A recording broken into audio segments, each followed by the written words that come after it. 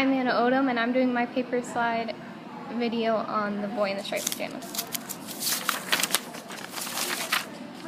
The plot of this book is about Bruno, a 9-year-old boy living in Berlin, Germany. Everything goes great, and he has all his friends and stuff, until his family decides to move to Auschwitz. That's what Bruno calls Auschwitz because he's 9 and can't pronounce it right, for his father's job. Although Bruno dislikes it at first, he soon meets his friend, a boy in the striped pajamas. Throughout the book, you get to see how a 9-year-old perspective is on the Holocaust. Good, bad, and conflict. It's hard to identify good and bad characters because Bruno sees the Nazis as good people and the Jews are referred to as bad. The conflict is Bruno moving somewhere he doesn't enjoy and having to deal with things he doesn't want to.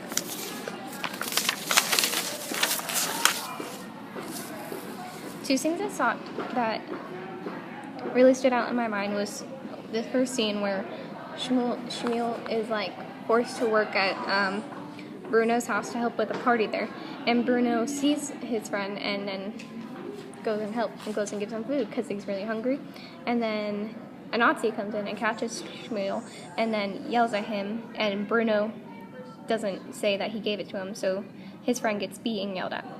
A second scene that stood out to me is when Shmuel talks about his dad being lost, so Bruno says he will help find him.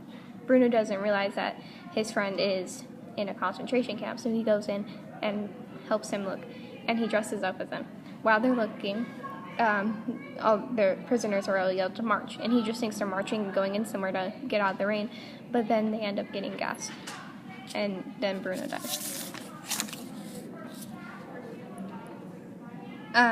Comparing the book and in real life. In the book, a German boy meets a Jew in Auschwitz because I don't think it was really likely for a German boy who was the son of a Nazi guard to go talk to a Jew. And then Bruno gets into the camp, and I find that also not true because it's hard to get in or out of the camps. And all prisoners are put into a room, and they don't take their clothes off. Something about real is camps are strict and hard to get out of. It was hard to sneak in or out.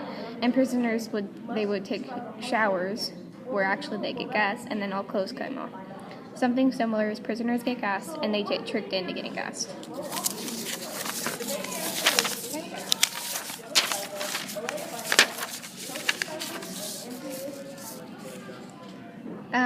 How I improved my history is because I realized most German kids that lived in Germany didn't realize what was going on. They didn't realize why Jewish people were bad. They just were told that, and they didn't. And it also shows even though Bruno learned that Jewish people aren't that bad, he became best friends with one. Also, that families were torn apart in the camps, and it was very hard to survive in the camps. The end.